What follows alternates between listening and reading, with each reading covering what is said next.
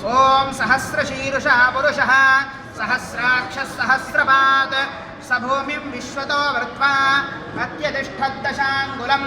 पुरुष एवेदगुं सर्वं यद्भूतं यच्च भव्यम् उतामृतत्वस्येषानः यदन्नेनातिरोहते एतावानस्य महिमा अतो ज्ञायागश्च पौरुषः आदोऽस्य विश्वाभूतानि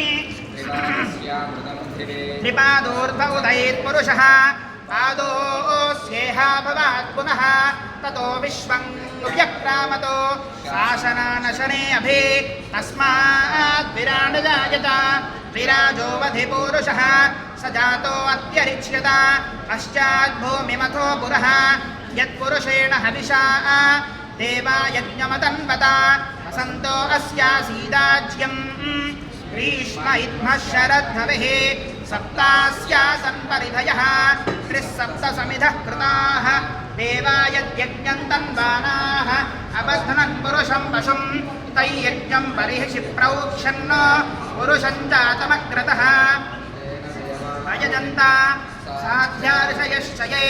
तस्मात् यज्ञात् सर्वहुतः सम्भृतं पृषदाज्यं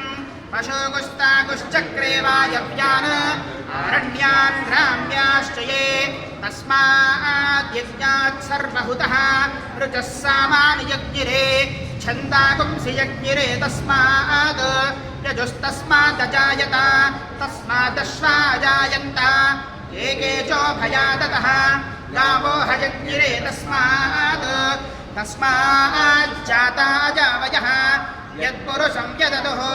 विधाव्यकल्पयन् मुखं किमस्य कौ बाहो कावो रूपादावुच्येते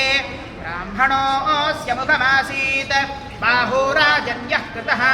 गुरो तदस्य यद्वैश्यः अभ्यागुं शूद्रो अजायत चन्द्रमा मनसो जातः चक्षोः सूर्यो अजायत मुखादिन्द्रश्चाग्निश्च प्राणात् वायुरजायत नाभ्या आसीदन्तरिक्षं शीर्ष्णोद्यौ समवर्तत।